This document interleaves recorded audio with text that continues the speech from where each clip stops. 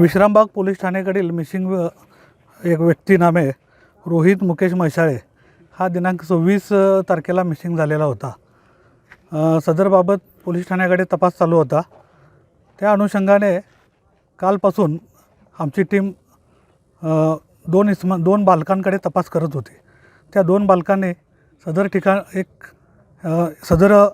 Missing व्यक्तीस मारून टाकले असल्याचं त्यांनी सांगितलेलं आहे। सदर मारून टाकलेलं ठिकाण हे विठ्ठलनगर येथील मार्टिन शाळेच्या पाठीमागील बाजूस असल्याचं त्यांनी दाखवलेलं आहे। सदर ठिकाणी आम्ही आल्यानंतर तिथं रेस्क्यू टीम बोलवली।